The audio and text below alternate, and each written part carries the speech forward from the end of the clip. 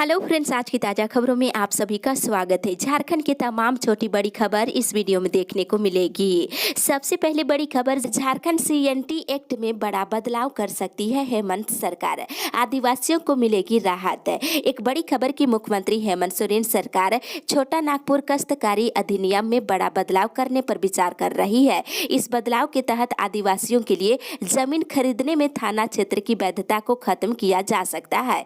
इससे राज्य के आदिवासियों को बड़ी राहत मिलेगी। इसकी मांग काफी लंबे समय से की जा रही है। एक्ट में संशोधन के बाद आदिवासी राज्य में कहीं भी जमीन खरीद सकते हैं। अलग राज्य बनने के बाद से ये बाध्यता खत्म करने की मांग हमेशा उठ रही थी।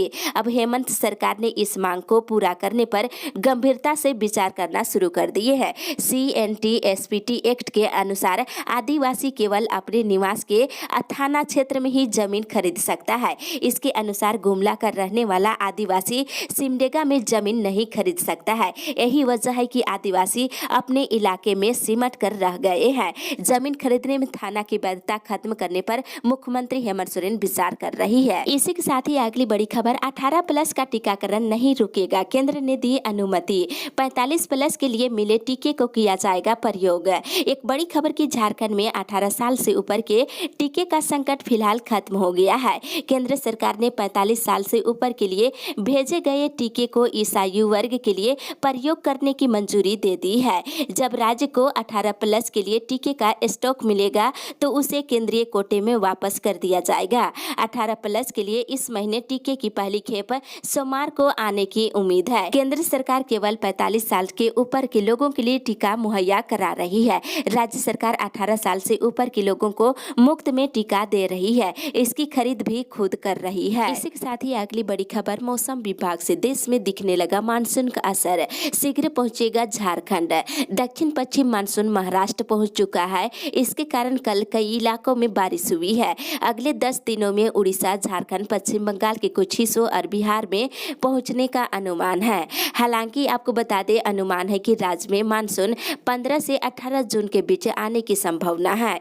वहीं इसके कारण 10 जून के बाद से राज्य में प्री मानसून बारिश देखने को मिल सकती है। इसी के साथ ही अगली बड़ी खबर, CBSE स्कूलों और छात्रों के पास 3 करोड़ रुपए जीतने का मौका।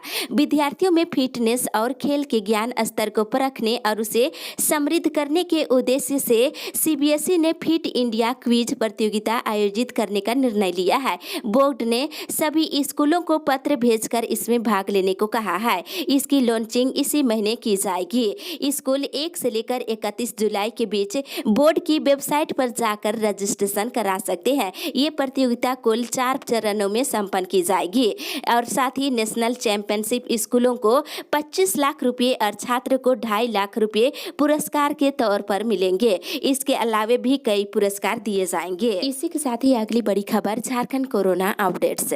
झारखंड पिछले 24 घंटे के दौरान कोरोना के 517 नए मरीज मिलने के साथ ही 12 मरीजों की मौत हो गई है। वहीं 1098 मरीज स्वस्थ हुए हैं।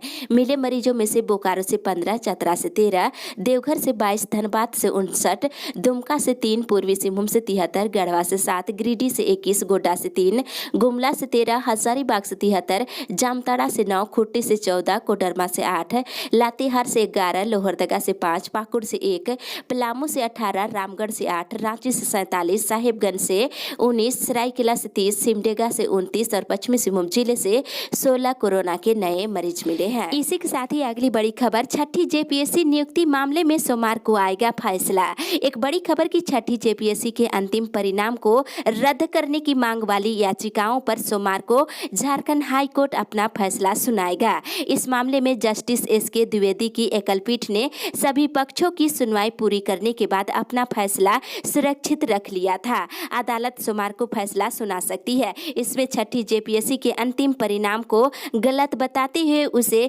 निरस्त करने की मांग की गई है। वहीं दूसरी ओर स्कूलों के बैंक खातों में शून्य बैलेंस करने का आदेश। झारखंड शिक्षा परियोजना परिषद ने सभी सरकारी स्कूलों के समग्र शिक्षा अभियान के बैंक खातों में शून्य बैलेंस करने और प्रत्येक स्कूलों में एक ही बैंक खाता रखने का आदेश जारी कर दिया है। राज्य परियोजना निदेशक ने शनिवार को सभी जिला शिक्षा पदाधिकारियों और जिला शिक्षा अधीक्षकों को आदेश जारी कर सभी स्कूलों से बैंक खातों में बची हुई राशि लेकर 20 जून तक तक राज्य परियोजना परिषद को वापस करने को कहा है। इस बाबत उन्होंने विस्तृत दिशा निर्देश भी जारी किए हैं। इसी के साथ ही अगली बड़ी खबर, मानसून के पहले मिलेंगे किसानों को बीज।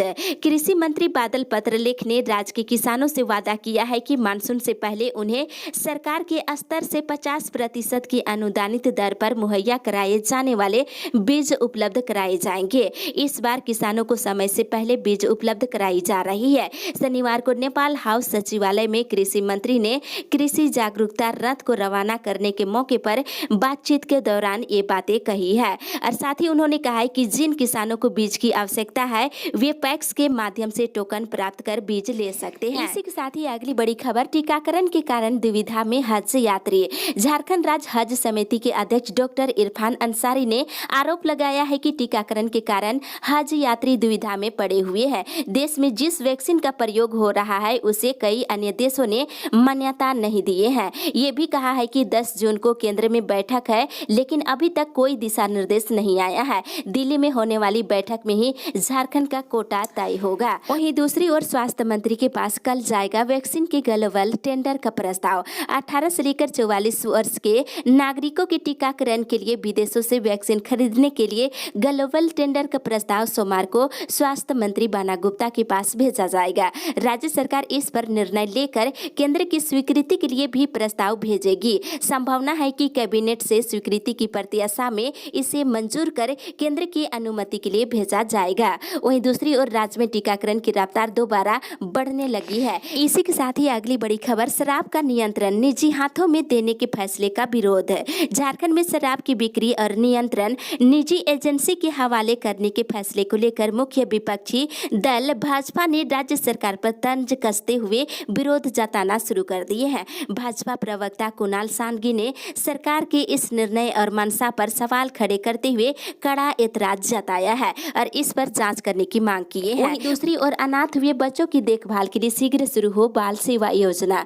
पूर्व मुख्यमंत्री रघुवर दास ने कोविड महामारी के दौरान अपने माता पिता या अभिभावक दोनों को खोने से अनाथ हुए बच्चों की मदद के लिए अतिशीघ्र बाल सेवा योजना प्रदान करने की मांग मुख्यमंत्री से किए हैं। उन्होंने राज्य सरकार से राज्य के अनाथ हुए बच्चों के संरक्षण, भरण पोषण, शिक्षा, चिकित्सा की व्यवस्था आदि के लिए बाल सेवा योजना के तहत प्रति माह सहयोग राशि प्रदान करने की व्यवस्था करने को कहा है। इसी के साथ ही अगली बड़ी खबर, प्रतिनियुक्त अतिरिक्त जवान होंगे वापस। स्वास्थ्य सुरक्षा सप्ताह के दौरान विधि व्यवस्था को लेकर जिलों में प्रतिनियुक्त अतिरिक्त जवानों को वापस होने का आदेश जारी किया गया है। पुलिस मुख्यालय से आईजी अभियान ने इससे संबंधित आदेश सभी जिलों के एसएसपी और एसपी को जारी किया है। इसके साथ ही वहीं 7 दिनों के भीतर होगा बीमा दावों का निस्तारण। प्रधानमंत्री जीवन ज्योति बीमा योजना के तहत लंबित दावों का निस्तारण अब 7 दिनों के भीतर किया जाएगा। पहले इस काम में 30 दिन लग रहे थे। वहीं बैंकों और बीमा कंपनियों के बीच दावा निस्तारण प्रक्रिया डिजिटल की जाएगी। मृत्यु प्रमाण पत्र के बदले में इलाज कराने वाले डॉक्टर का प्रमाण पत्र और डीएम या फिर अन्य अधिकृत अधिकारी के द्वारा जारी प्रमाण पत्र के आधार पर बीमा क्लेम को वापस किया जा सकता है। शनिवार को वित्त मंत्री निर्मला सीतारमण ने प्रधानमंत्री गरीब कल्याण पैकेज के तहत शुरू की गई प्रधानमंत्री जीवन ज्योति बीमा योजना के तहत लंबित के निस्तारण में तेजी लाने का निर्देश दिए हैं। इसके साथ ही अगली बड़ी खबर, 70% रद्द स्पेशल ट्रेनों को 15 जून से चलाने की तैयारी। घर आए प्रवासियों के लिए राहत भरी खबर है। दिल्ली, पंजाब, गुजरात, मुंबई, सिकंदराबाद, हैदराबाद, कोलकाता और लखनऊ रूटों पर ट्रेनों में कंफर्म टिकट के लिए भटकना नहीं पड़ेगा। इन रूटों पर रद्द किए गए प्रमुख ट्रेनें भी जल्द ही पहले की तरह स्पेशल के रूप में चलने लगेगी। पूर्वोत्तर रेलवे प्रशासन ने बोर्ड के दिशा निर्देशों पर 15 जून से 70% रद्द किए गए ट्रेनों को चलाने की तैयारी शुरू कर दी है। ट्रेनों को लेकर के मंथन जारी है। अगले सप्ताह ट्रेनों की घोषणा भी हो जाएगी। इसी के साथ ही अगली बड़ी खबर, कोरोना से मौत पर आश्रितों को मिलेंगे 25-25 हजार रुपये। एक बड़ी खबर की राज्य में कोरोना से मारे गए सामान्य लोगों के आश्रितों को सरकार 25-25 हजार रुपये की सहायता करेगी। इसकी तैयारी पूरी कर ली गई है। स्वास्थ्य विभाग ने इसका प्रस्ताव तैयार कर वित्त विभाग को भेजा है। स्वास्थ्य विभाग के अपर मुख्य सचिव ने बताया है कि कोरोना से मारे गए वैसे लोग जो सरकारी सेवक नहीं है, साथ ही जिन्हें बीमा का लाभ नहीं मिल रहा है, उन्हें ये लाभ दिया जाएगा। वहीं दूसरी ओर मृत सरकारी सेवकों का भी जुटाई जा रही ब्यौरा। राज्य में कार्यरत जिन कर्मचारियों की मौत कोरोना से हुई है उनके आश्रितों को भी अनुग्रह क्षतिपूर्ति देने की तैयारी है। इसमें नियमित संविदा प्रतिनियुक्त और दैनिक वेतन भोगी पदाधिकारी और कर्मचारी शामिल है। साथ ही राज्य में कोरोना से मारे गए आम लोगों के परिजनों को प्रधानमंत्री जीवन ज्योति बीमा योजना के तहत 2 लाख रुपए का भुगतान किया जाएगा। योजना के तहत फिलहाल 113 लोगों को चिन्हित किया गया है जिन्हें 2 लाख का भुगतान की कार्यवाही चल रही है। इसी के साथ ही अगली बड़ी खबर, झारखंड की माइनिंग रॉयल्टी कोरोना के चलते हुई आधी। कोरोना की दूसरी लहर ने झारखंड की माइनिंग इकोनॉमी पर भी करारा प्रहार किया है। झारखंड को खनिजों से आने वाली रॉयल्टी आधी हो गई है। मार्च में झारखंड सरकार को खनिजों से 840 करोड़ रुपए की रॉयल्टी मिली थी। अप्रैल में कोरोना की दूसरी लहर के उफान के बाद ये घटकर 382 करोड़ हो गई है और मई महीने में मात्र 432 करोड़ की रॉयल्टी मिली है। वहीं दूसरी तरफ राज्य की हरियाली बनाए रखना जरूरी। मुख्यमंत्री हेमंत सोरेन ने कहा है कि झारखंड की हरियाली हर हाल में बनाए रखना जरूरी है। विश्व पर्यावरण दिवस के अवसर पर शनिवार को कांके रोड स्थित अपने आवासीय परिसर में पौधारोपण के दौरान उन्होंने ये बातें कही है। इसी के साथ ही अगली बड़ी खबर, कृषि कानून बिल की प्रति जला किया विरोध।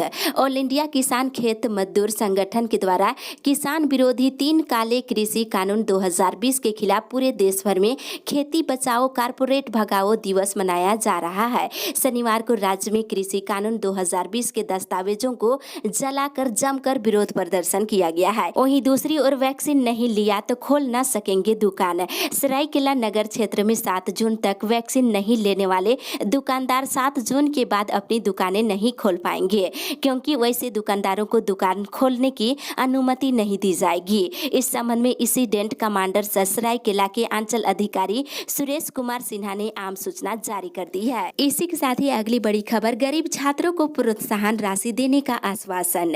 राहे प्रखंड सभागार में शनिवार को महिला कोऑर्डिनेटरों की बैठक हुई। बैठक में विधायक सुदेश महतो ने महिलाओं से कहा है कि इस लॉकडाउन में उच्च शिक्षा प्राप्त कर रहे गरीब छात्र छात्राओं को परेशानी हो रही है, इसलिए स्नातक या समकक्ष वोकेशनल कोर्स IIT पॉलिटेक्निक आदि में शिक्षा ग्रहण कर रहे छात्र छात्राओं को प्रोत्साहन राशि दी जाएगी। उन्होंने महिला कोऑर्डिनेटरों को क्षेत्र के ऐसे गरीब छात्र छात्राओं को सूचीबद्ध कर उनका आधार कार्ड, बैंक पासबुक और पढ़ रहे संस्थान से प्राप्त ID कार्ड प्राप्त कर डाटा तैयार करने का निर्देश दिए हैं। वहीं दूसरी ओर IIT में अब जुलाई से जून वैकेंसी ईयर।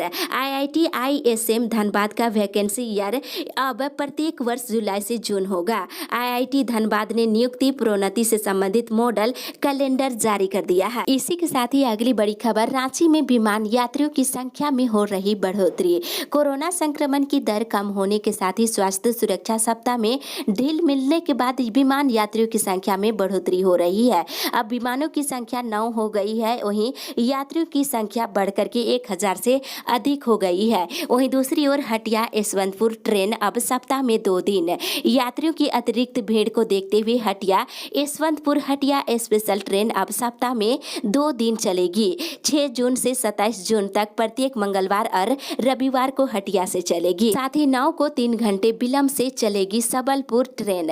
9 जून को सबलपुर से खुलने वाली train Sabalpur Manduadih special train शाम के 4:10 में सबलपुर से रवाना होगी। इसी के साथ ही अगली बड़ी खबर, ऑनलाइन होल्डिंग टैक्स करे जमान, मिलेंगे 10% छूट। कोरोना संक्रमण को देखते हुए रांची नगर निगम ने शहरवासियों से 30 जून तक अपना होल्डिंग टैक्स जमा करने का आग्रह किए हैं। निगम ने कहा है कि 30 जून तक अगर लोग अपने होल्डिंग टैक्स का भुगतान ऑनलाइन करते हैं तो ऐसे लोगों को 10% टैक्स में छूट दी जाएगी। अगर ऑफलाइन भुगतान करते हैं तो आपको 7.5% की छूट दी जाएगी। साथ ही इधर संविदा कर्मियों की सेवा समाप्ति पर भी वेतन। रांची नगर निगम में संविदा पर कार्यरत कई कर्मी सेवा अवधि समाप्त होने के बावजूद काम कर रहे हैं। इस मामले को लेकर मेयर डॉक्टर आशा लकड़ा ने नाराजगी जाहिर करते हुए नगर आयुक्त मुकेश कुमार को पत्र लिखा है, जिसमें उन्होंने कहा है कि संबंधित कर्मियों को किस आधार पर प्रति महीने निर्धारित वेतन का भुगतान की जा रही है। अस्थायी समिति और निगम परिषद से संबंधित कर्मियों के सेवा विस्तार की स्वीकृति प्रदान नहीं की गई है, फिर भी वेतन का भुगतान की जा रही है। इसी के साथ ही अगली बड़ी खबर, मृत शिक्षकों के आश्रितों को मिलेगा रिटायरमेंट रिटायरमेंट का लाभ। कोविड-19 या अन्य किसी कारणवश मृत शिक्षकों के आश्रितों को तत्काल रिटायरमेंट लाभ देने का निर्देश डीएसी इंद्रभूषण सिंह ने दिया है। डीएसी ने सभी डीओ को पत्र जारी कर कहा है कि इन शिक्षकों की रिटायरमेंट या मृत्यु लाभ पेंशन के भुगतान के लिए ऑनलाइन या ऑफलाइन पेंशन फॉर्म 1 सप्ताह के अंदर कार्यालय को उपलब्ध कराने को कहा है। वहीं दूसरी ओर एसओपी के तहत अनुकंपा पर नौकरी, सेवानिवृत्ति के दिन ही ग्रेजुएटी। बीसीसीएल में पिछले 1 साल में मानव संसाधन से संबंधित मामलों में कई नीतिगत बदलाव किए गए हैं। दिशा निर्देशों पर अनुकंपा पर नियोजन और क्वार्टर आवंटन से लेकर कई अहम मामलों में पारदर्शिता लाने के लिए एसओपी तय किया गया है। शनिवार को बीसीसीएल की ओर से पिछले 1 साल में किए गए बदलावों पर आधिकारिक रिपोर्ट जारी की गई है। इसी के साथ ही अगली बड़ी खबर, कोरोना से ठीक हो चुके मरीजों में मिल रहे टीबी के लक्षण। जमशेदपुर जिले में टीबी के मरीजों की संख्या में लगातार बढ़ोतरी हो रही है। शहरी और ग्रामीण क्षेत्रों में इलाज कराने एमजीएम अस्पताल आने वाले 100 मरीजों में से 30 में टीबी के लक्षण मिल रहे हैं। इसमें ग्रामीण क्षेत्र के मरीजों की संख्या सर्वाधिक है। वहीं दूसरी ओर सीआरपी और बीआरपी के साथ डीओ की बैठक। जिला शिक्षा पदाधिकारी उपेंद्र नारायण ने स्कूल साधन सेवी और प्रखंड साधन सेवी के साथ एक विशेष ऑनलाइन बैठक जूम ऐप के माध्यम से की है।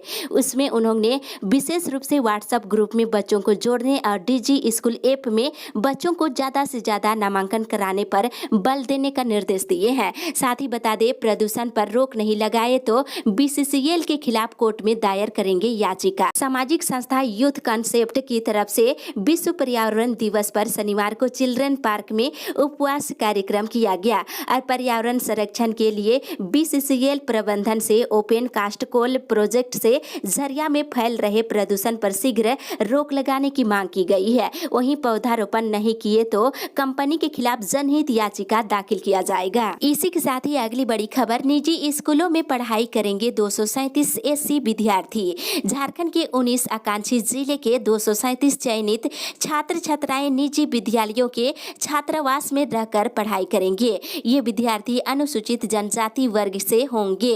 भारत सरकार के सामाजिक न्याय एवं अधिकारिता मंत्रालय भारत सरकार ने सभी जिले के उपायुक्तों को पत्र लिखकर इस संबंध में तैयारी पूरी करने को कहा है। इसमें वैसे छात्र छात्राओं का चयन किया जाता है जिनके परिवार की वार्षिक आय 2,50,000 से अधिक नहीं होना चाहिए। इस स्कीम के तहत स्कूलों को कक्षा 9 के लिए एक छात्र के लिए 75,000 रुपए प्रति वर्ष और कक्षा 11वीं के लिए 1,25,000 रुपए प्रति वर्ष दिए जाएंगे। इसी के साथ ही अगली बड़ी खबर, एमपीडब्ल्यू कर्मियों ने काला बिला लगाकर किया काम। चरणबंद आंदोलन के 5वें दिन शनिवार को एमपीडब्ल्यू कर्मचारी संघ गिरिडीह जिला के नेतृत्व में सभी सदस्यों ने काला बिला लगाकर विभागीय दायित्व को निभाया और जनता को इस कोरोना महामारी से बचाव को सैंपल का कलेक्शन और कोरोना टीकाकरण और अन्य कार्य भी किए।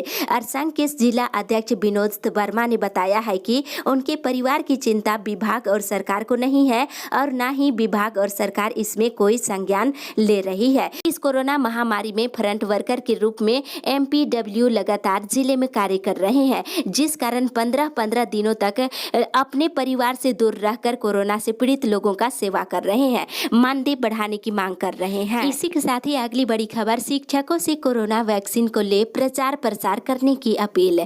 Jharkhand state primary teacher association ने कोरोना को हराने के लिए शिक्षकों से सभी लोगों को कोरोना का वैक्सीन लेने के लिए प्रेरित करने की अपील की है। इस अपडेट में बस इतना ही। आगे की खबर के लिए आप हमारे साथ बने रहे।